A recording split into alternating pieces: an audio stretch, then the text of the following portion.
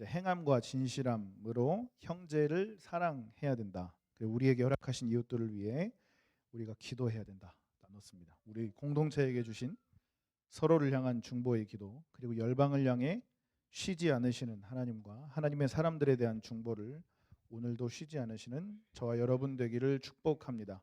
특별히 장로장립을 위해서 좀 기도해 주세요. 높아지는 일이 아니고요, 사역자가 되기 위해서, 더욱 섬기시기 위해서 기름 부음 받는 겁니다. 예. 세 사람의 사역자가 세워지는데 그냥 되지 않거든요.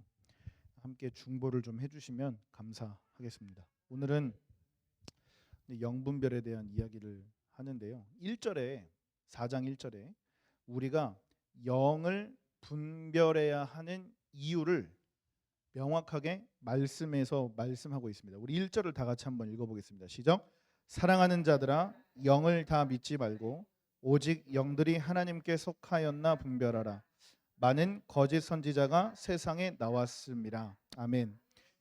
왜 영을 분별해야 하느냐면 많은 거짓 선지자가 나왔기 때문이에요. 이 거짓 선지자는 비단 이단만을 가리키는 것이 아닙니다. 하나님의 생각과 반대로 말하고 하나님의 뜻과는 반대로 생각하고 말하는 모두를 적그리스도, 거짓 선지자라고 말합니다. 그래서 여기서 우리는 나 스스로를 점검해 봐야 됩니다. 나는 아버지 뜻대로 사는 사람인가? 나는 아버지 생각대로 움직이는 사람인가? 1절부터 6절까지 두 가지 분류의 영적인 존재를 말씀하고 있는데요. 첫 번째 이제 2절을 보면 이로써 너희가 하나님의 영을 알지니 곧 예수 그리스도께서 육체로 오신 것을 시인하는 영. 그리고 3절에 보면 예수를 시인하지 아니하는 영.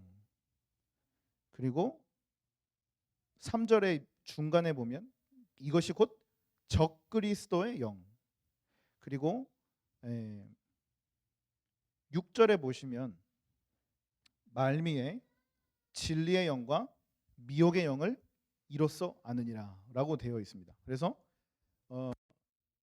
하나님의 영, 예수 그리스도께서 육체로 오신 것을 시인하는 영, 예수를 시인하지 않는 영, 적그리스도의 영, 진리의 영, 미혹의 영, 이 6가지 영적인 존재를 언급을 하는데요. 하나님을 안다고 말하는 우리의 인생의 결론은 하나님이죠. 내 생각, 내 자아, 내 뜻보다 아버지의 생각, 아버지 마음, 아버지 뜻을 우선으로 생각하는 사람이 하나님께 속한 사람입니다. 나는 없고 예수로 사는 사람입니다. 영 분별은 여기서부터 시작됩니다. 분별이라는 말은 사전을 찾아보니까 서로 다른 일이나 사물을 구별하여 가름이라고 되어 있습니다. 무엇이 하나님의 영인지 무엇이 미혹의 영인지 바로 구별하는 것입니다. 무엇이 하나님으로부터 시작된 것인지 무엇이 어지럽고 혼돈하게 하려고 하는 공중권세로부터 시작된 것인지 바로 아는 것입니다. 이것을 제대로 구별하는 방법이 딱 하나가 있는데요. 하나님 안에 거하는 것입니다. 요한일서의 말대로 하자면 빛 가운데 거하는 겁니다. 하나님과 친밀한 교제를 이루는 겁니다. 생활의 달인이라는 프로그램을 아시죠? 거기 보면 진짜 구찌하고 가짜 구찌를 구별하는 달인들이 나와요. 그리고 정상적인 완성된 제품하고 하자가 있는 제품하고 구별해내는 달인들이 나오잖아요. 우리 눈에는 똑같아요. 그런데 그분들 눈에는 정확하게 분별이 돼요. 왜 그럴까요? 그분들은 왜 정확하게 알 수 있을까요? 진짜를 제대로 알고 있기 때문이에요. 그러니까 우리가 하나님의 영인지 거짓된 영인지를 제대로 분별하려면 하나님의 영이 무엇인지를 우리가 제대로 알면 나머지는 분별할 수 있습니다. 옳은 것을 바로 알고 있으면 거짓된 것, 가짜를 구별할 수 있습니다. 하나님이 우리 인생을 어떻게 할 수 없을 정도로 이렇게 몰아붙이실 때가 있습니다. 저항을 하거나 뭔가 이렇게 반기를 들어보거나, 내가 좀 이렇게 쉽게 이야기하면 좀 개겨보지도 못하게 하나님이 그렇게 일방적으로 그냥 몰아치실 때가 있습니다.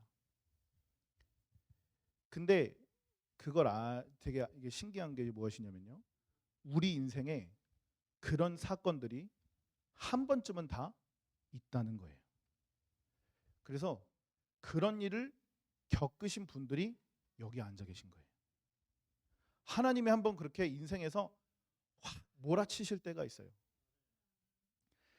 그래서 이제 영 분별이 여기서부터 시작되는 건데요. 제 얘기를 한번 해드릴게요.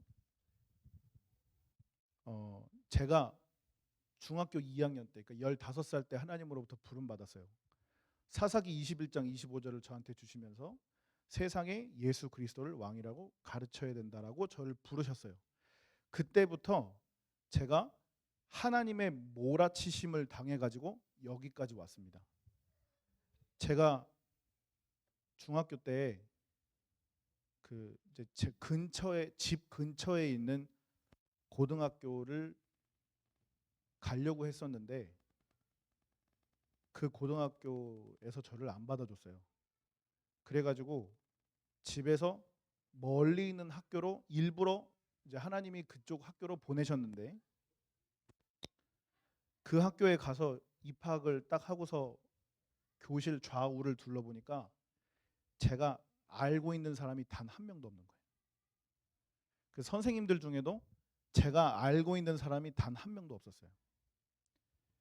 그리고 집에서부터 이제 학교까지 45분 지하철을 타고 이제 다녀야 되는데, 야, 이거를 3년 동안 어떻게 해야 되나 라는 그런 착잡한 마음으로 학교를 다니기 시작했는데, 하나님이 그 학교에서부터 저의 사역을 열기 시작하셨어요.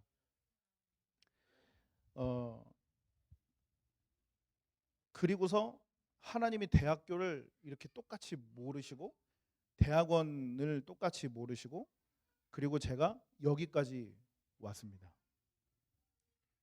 제가 처음에 서울에서 교회 사임할 때 담임 목사님이, 김빈나 사모님도 알아요. 담임 목사님이 붙잡았어요. 사례비 더 줄 테니까 있어라.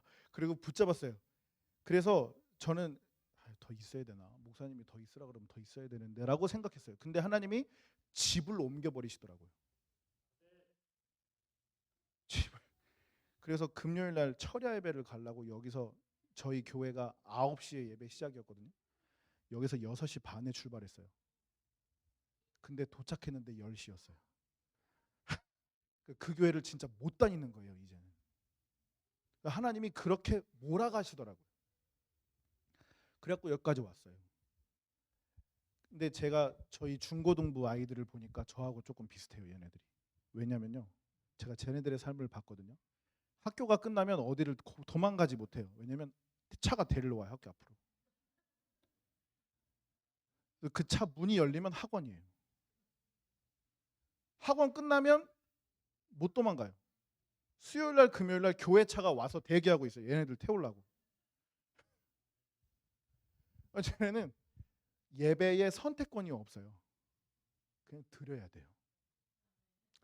근데 지금 이 시기는요, 지금 굉장히 본인들은 그렇게 생각 안 하겠지만 이게 얼마나 은혜 속에 사는 건지 사실은 몰라요. 이때가 지나보고 대학생이 돼서 내 스스로 예배를 이제 선택해서 믿음으로 갈 수 있을 때가 되면, 아, 그때 내가 저항할 수 없이 예배로 하나님 앞에 드렸던 이 나의 청소년 시절이 하나님의 은혜로 나를 붙잡아 주셨구나라고 그때 가야 느껴요. 제가 그랬어요.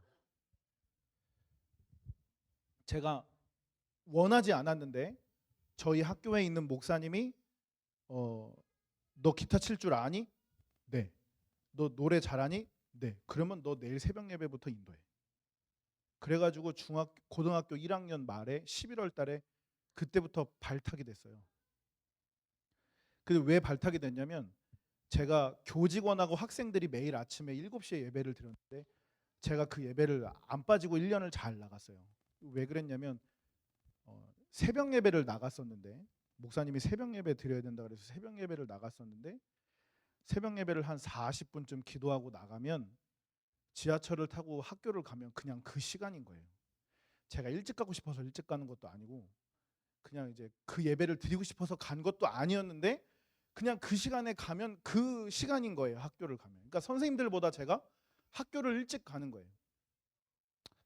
그러니까 머리가 길어도 선생님들보다 일찍 오니까 저를 잡을 수도 없고 교복을 안 입고 가도 선생님들보다 제가 일찍 가니까 저를 못 잡아요. 그러니까 저는 그냥 그렇게 다녔어요, 학교를. 여름에 더우니까 반바지 입고를 학교를 갔는데 반바지 입고 학교를 가면 안 된다는 거를 제가 예배 끝나고 나오면서 아이들의 복장을 보고 알았어요. 전 너무 더워가지고 그냥 학교 이제 그 학교 체육복이 있었어요. 저희 학교가 좋은 학교여가지고 학교 체육복이 있었는데 그거를 입어도 되는 줄 알았어요. 저는 학교 체육복이니까. 근데 안 된다는 거예요. 근데 아무도 어떤 선생님도 저한테 말해주지 않았어요. 제가 그들보다 학교를 일찍 오기 때문에. 저희 학교에 두발 규정이 있다는 걸, 그리고 등교에 시간이 있어가지고 늦으면은 뭐 거기 오리걸음으로 올라가야 된다는 걸 저는 그 사실을 몰랐어요. 제가 그냥 그 시간에 학교를 도착했기 때문에 그냥 그 모습을 보고 목사님이 저 사람은 굉장히 성실한 애구나. 그래서 저를 그냥 거기다 세우신 거예요. 그냥 열심히 3년 동안 그 자리를 잘 섬겼어요. 그러니까 하나님이 사역을 이제 열으시더라고요. 다른 학교 가서 예배 인도도 하고 다른 학교 가서 뭐 찬양 인도도 하게 되면서 이렇게 사역을 열어 가셨어요.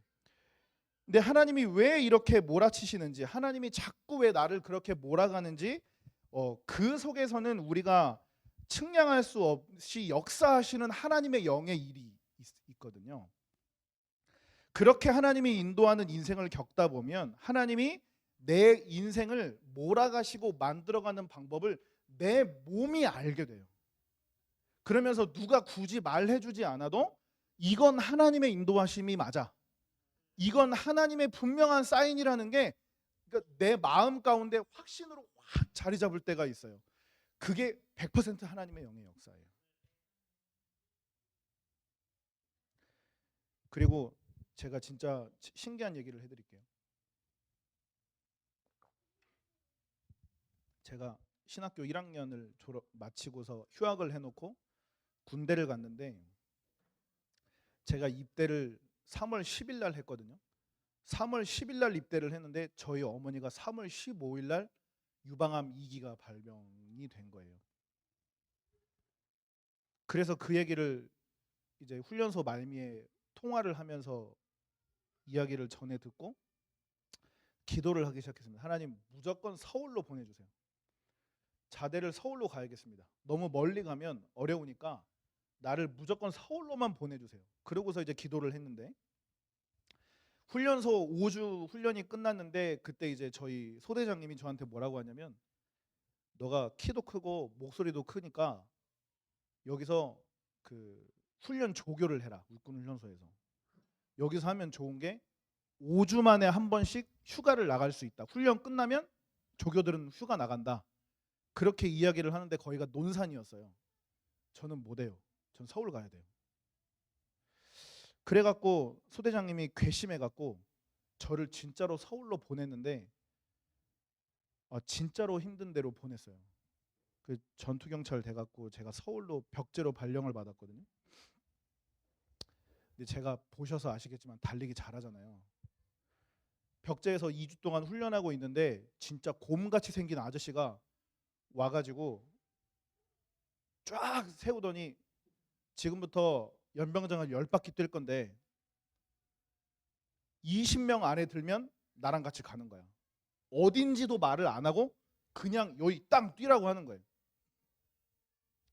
왠지 마음 가운데 내가 20명 안에 들어가야 될 것 같다는 강한 그런 사인이 들었어요. 그래서 진짜 그냥 하나님 20등 안에만 들게 해주세요. 그리고 뛰었어요.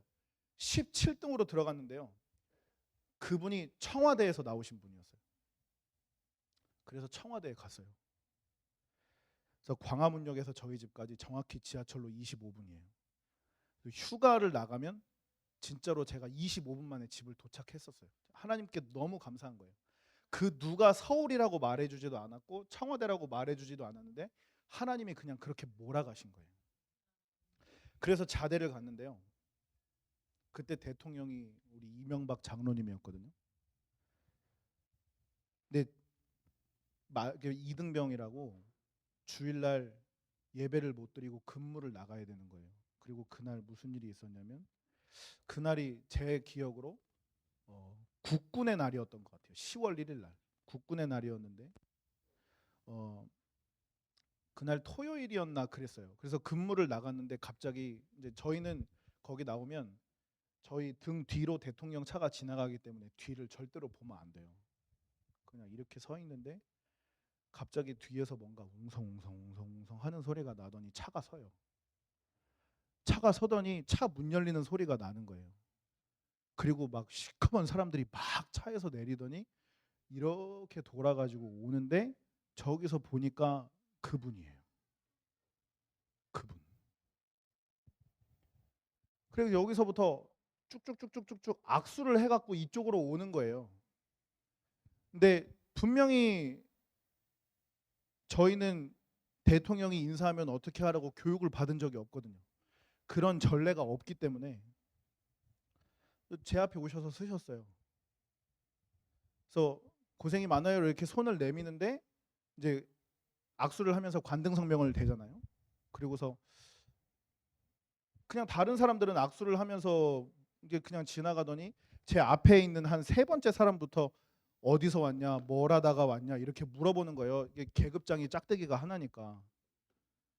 그래서 물어보는데 뭐 하다가 왔냐? 그래서 신학 공부를 하다가 왔습니다라고 솔직하게 말했더니 에이 그럼 전사님이네. 그래가지고 그날 다음 날 제가 저희 군대 부대에 착출이 됐어요. 종교 그 군종병이라고 하진 않는데 아무튼 그 종교 대원으로 차출이 돼가지고 그 다음 날부터 교회에서 근무를 하게 됐어요. 제가 일부러 말을 안 했거든요. 제가 그렇게 튀지 않으려고 좀 이렇게 군대에서나 조금 이제 타락을 좀 해보려고 말을 일부러 안 했는데 하나님이 또 그렇게 몰아넣으시는 거예요. 그래서 그렇게 3년 동안 열심히 교회 섬기다가 그냥 전역을 했습니다. 그리고 여기까지 왔어요. 엊그저께 그 이제 저희 고등학교 한 학년 선배들 강도사님이 결혼을 하셔가지고 이제 이야기를 하다가 이제 저희 고등학교 때 한 10명, 16명이 이렇게 예배를 섬기고 같이 찬양팀 했고 이런 그룹들이 있었어요. 그 그룹들 이제 우리 친구들 뭐 선배들 후배들하고 연락이 됐는데 그 중에 그냥 거의 대부분 이제 다른 일 하시고 한 4-5명이 아직 사역을 하고 있더라고요. 저처럼. 그래가지고 어떻게 하다가 이제 연락이 됐어요. 강도사님 한 분하고 전도사님 한 분하고 연락이 됐는데 두 분 다 저보다는 이제 선배들이에요. 그래서 연락을 이렇게 이제 오늘 잠깐 한 30분 정도 카톡을 주고받다가 어떤 얘기를 했냐면 그 당시에 저희가 목회자로 쓰임 받겠다고 서원하고 하나님 앞에 간절하게 부르짖을 때 하나님이 그 기도를 들으시고 그때 했던 기도대로 하나님이 지금까지 그 사람들을 붙잡아서 쓰고 계시더라고요. 그래서 이 저항할 수 없는 하나님의 영의 인도하심을 받은 자들은 그러니까 하나님 말 그대로 하나님 안에 거하는 사람들은 이 영을 정확하게 분별하게 돼 있는데요. 근데 진짜로 신기한 게 무엇이냐면 하나님 안에 거한다는 건 내가 노력해서 하나님 안에 내가 노력을 하고 막 이렇게 열심을 해서 하나님 안에 거해지는 게 아니에요. 하나님이 그냥 저항할 수 없도록 그냥 유리 온실처럼 그 하우스 안에 블루베리 있는 것처럼 몰아 넣어 갖고 딱 하나님의 영으로 딱 가두세요. 그리고 그 안에서 살게 하세요. 공급하시는 것만 먹고 사는 거예요. 저와 여러분도 그래요. 우리 인생에 이제 다들 사연을 안고 여기에 모이셨잖아요. 지금 다 제가 눈 마주치는 분들은 다 사연이 있으신 분들이에요. 다 사연을 안고 저마다 이 교회를 오셨잖아요. 그러니까 하나님이 우리를 저항할 수 없는 은혜로 몰아오신 거예요. 그리고 하나님이 우리를 빛 가운데 거하게 하셨어요. 그러면 이제 우리가 해야 되는 것은 무엇이냐면 말 그대로 하나님의 마음과 하나님의 생각과 하나님의 영을 품고 하나님이 우리에게 말씀하시고 원하시고자 하는 일이 무엇인지만 하면 됩니다.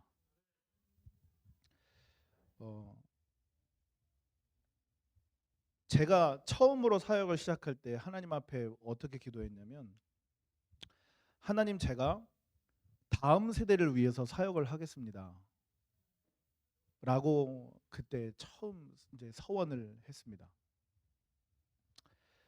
근데 목사고시를 보고 노회 목사님들이 물어보시더라고요.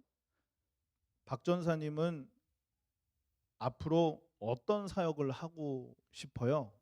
그렇게 물으셔서 저는 다음 세대 사역을 하고 싶습니다 라고 대답을 했어요. 오늘 제가 비전스쿨 가서 우리 다음 세대에 대한 이야기를 들었는데, 이 다음 세대가 사실은 매우 많이 어렵고 어둡고 어려워요. 진짜로 많이 어려워요. 그러니까 우리 어른들이 일반적으로 신앙생활을 하셨던 것보다 한 10배는 어려운 환경에서 이 아이들이 신앙생활을 하고 있습니다. 왜 그러냐면 내가 그리스도인이고 내가 예수 믿고 내가 교회 다닌다는 걸 쉽게 이렇게 오픈하고 드러낼 수 있는 상황이 아이들의 삶이 아니에요. 그리고 내가 말씀을 지키고 하나님의 말씀대로 따르면 세상에서 좀 이렇게 밖으로 빠지기가 쉬워요. 그러니까 잘 안 끼워주는 세상이 됐습니다. 그런데 하나님이 분명히 말씀하시는 건 바알에게 무릎 꿇지 않는 7천인을 예비하신다고 말씀하셨어요. 하나님은 분명히 오늘 이 다음 세대에도 이 바알에게 무릎 꿇지 않는 7천인을 준비하실 거예요. 이사야의 말씀을 통해서 하나님이 말씀한 이사야를 부르실 때 하나님이 이스라엘 백성을 다 멸하실 건데, 하나님이 그럼에도 남겨놓으신 사람들이 있는데 그 사람들이 바로 그루터기였어요. 이 아이들이 우리 다음 세대의 그루터기예요. 그러면 우리 교회와 어른들은 무엇을 해야 하는가? 저 아이들이 앞으로 커서 무엇을 해야 하는 사람들인지 비전을 심어주시면 돼요. 비전. 너희들은 커서 열방을 향해 무엇을 해야 돼? 너희들은 커서 이 나라 이 민족을 위해서 무언가를 해야 돼. 너희는 커서 하나님 나라를 위해 무언가를 해야 돼. 이 비전만 심어주시면 저 아이들의 뿌리는 뻗어나갈 거예요. 근데 우리 아이들의 문제가 뭐냐면 하고 싶은 게 없어요. 제가 중고등부 아이들을 봐도 하고 싶은 게 없는 아이들이 굉장히 많아요. 그래서 하나님이 이 아이들의 인생을 우리가 겪었던 것처럼 몰아가셔서 하나님의 꿈을 저 아이들에게 심기워 주셔야 돼요. 너는 뭘 해야 돼? 너는 내 이름을 위해서 뭘 해야 돼? 너는 내 나라를 위해서 이걸 해야 되는 사람이야 라고 하나님이 저 아이들에게 꿈을 심어주시고 비전을 심어주시고 소망을 심어주시면 저 아이들은 뿌리 내릴 거예요. 그래서 우리가 해야 될 일은 그 비전을 놓고 기도하는 거예요. 하나님, 우리 중고등부 아이들이, 우리 교회 청년들이, 우리 교회 주일학교 아이들이 이 비전을 품게 해주세요. 하나님이 허락하신 거룩한 나라에 비전을 품도록 인도해 주세요. 그래서 저 아이들이 몸이 해외에 있던 여기 있던 중요하지 않아요. 그 부르신 그곳에서 하나님의 나라를 확장하며 하나님의 비전을 꿈을 꾸며 하나님의 소망을 품는 다음 세대가 되기만 한다면 많지 않아도 돼요. 인원수가 많은 건 중요하지 않아요. 한 사람이 그 비전을 잘 살아내기만 하면 됩니다. 그러면 저 아이들은 하나님이 쓰시는 한 민족을 일으킬 수 있습니다. 그래서 오늘 4장 5절에 보면 그들은 세상에 속한 거로 세상에 속한 말을 하매 세상이 그들의 말을 듣느니라. 이 거짓 선지자들은요, 세상의 방법대로 아이들을 가르치려고 해요. 그런데 진리의 영은 저 아이들을 세상의 방법대로 가르치기를 원치 않으세요. 하나님의 말씀대로, 하나님의 뜻대로, 하나님의 비전대로 저 아이들을 양육하시기를 원하세요. 그래서 우리 교사 선생님들은, 그리고 우리 어른들은 우리의 삶으로 보여주는 거예요. 제가 다니엘 기도회를 말씀 듣다가 한 목사님이 그 말씀을 하시더라고요. 복음에는 두 가지 바퀴가 있대요. 하나는 들려지는 복음, 하나는 보여주는 복음이 있대요. 들려지는 복음은 이렇게 선포되는 말씀이에요. 그런데 이것보다 더 중요한 한 가지 복음의 바퀴가 있는데 보여지는 복음이에요. 부모님이, 선생님이, 교사가, 어른들이 자신의 삶을 통해 복음으로 살면 이렇게 되는 거야 라고 아이들에게 교사가 되어주는 거예요. 그래서 우리가 오늘 4장 1절에서 6절에 기록된 대로 하나님의 영으로 살아내고 있는 사람이 돼야 되는데, 제가 보기에 충성교회는 이 하나님이 정해놓으신 사이즈에 아주 맞춤형 교회예요. 그냥 다 몰아놓으셨어요. 여기다가 상처를 받았든 집을 잃었든 뭘 했든 간에 다 하나님이 여기로 그냥 몰아놓으셨어요. 그렇게밖에 도저히 살 수밖에 없도록. 저도 그래요. 그리고 저랑 지금 눈을 마주치는 모든 분들이 다 그래요. 우리가 다 하나님이 그렇게 몰아놓으신 곳에 와 있어요. 그럼 우리는 어떻게 살아야 되냐? 들려지는 복음과 함께 보여지는 복음으로 하나님의 영을 함께 살아가는 존재가 되는 것입니다.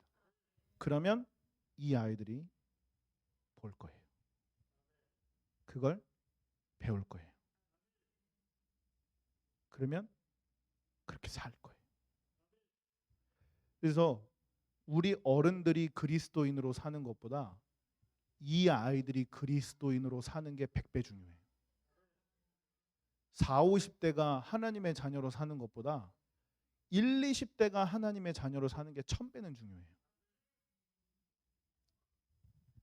하나님이 우리 교회의 장년과 교육부서의 비율을 같게 하신 이유가 저는 있다고 생각해요. 한 사람이 한 명만 품고 기도하세요. 그러면 될 것 같아요. 그러면 저 아이들의 인생이 변할 것 같아요. 제가 늘 이제 연락하고 교제하는 분들이 누구냐면 다 목회자 자녀들이에요. 목회자 자녀들인 목사님들, 목회자 자녀들인 전도사님들, 목회자 자녀들인 강도사님들하고 이제 교제를 하는데, 이분들의 사역이 힘을 얻는 이유는요, 뒤에서 목사님들이 기도로 밀어주기 때문이에요. 이거 무시할 수가 없어요. 부모가 기도하면, 부모가 뒤에서 기도로 밀면 아이들이 뒤로 안 밀려요. 근데 부모가 막 먹이고 막 뭐 사 입히고 이러면 정작 이렇게 세상과 싸워서 맞서 이겨야 될 때 아이들이 밀려요. 근데 부모님이 든든하게 뒤에서 막 기도로 막 밀어주고 있으면 절대 안 밀려요. 눈으로 그러니까 진짜 겪는 거예요. 절대 안 밀려요. 이거 진짜입니다. 네, 진실입니다. 진짜로 부모님이 기도하고 있는 인생들은 절대로 안 밀립니다. 그래서 부모 되시는 여러분들이 우리 자녀들을 위해서 이 진짜 기도의 지원군이 좀 되어주셨으면 좋겠고요. 저 아이들에게 비전을 심어주시는 역할을 했으면 좋겠습니다. 교회에서도 최선을 다하겠습니다. 중고등부가, 청년부가, 주일학교 교사들이 최선을 다해서 비전을 심어주겠습니다. 아이들이 하나님의 꿈을 품고 자랄 수 있도록, 아이들이 하나님의 꿈을 먹고 클 수 있도록 저희가 최선으로 가르치겠습니다. 부모님들은 기도해 주세요.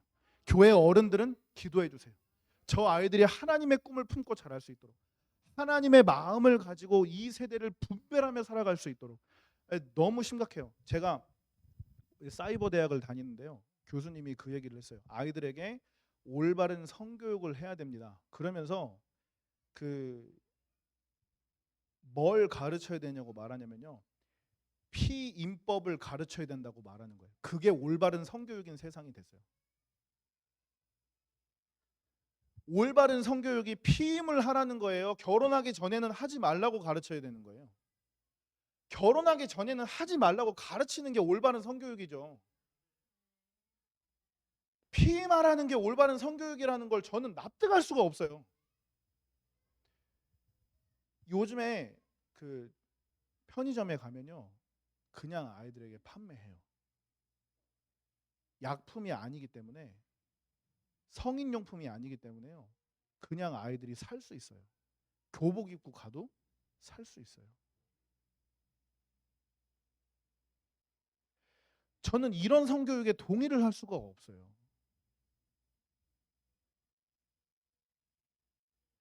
그러면 한 2, 30년 지나면 교회에서도 이제 뭐라고 가르쳐야 되냐면, 니네 피임 잘해.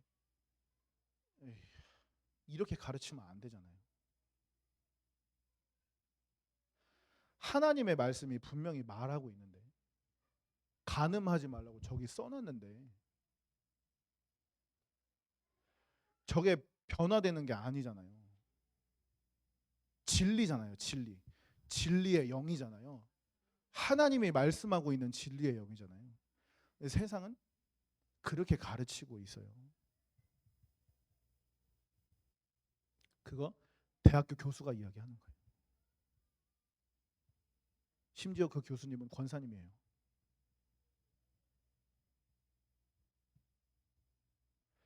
그런 세상이 됐어요.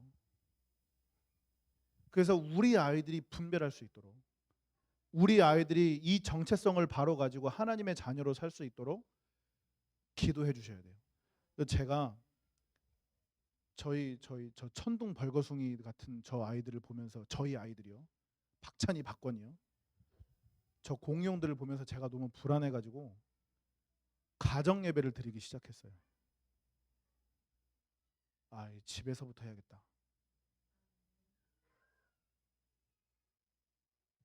근데 진짜로 신기한 게요,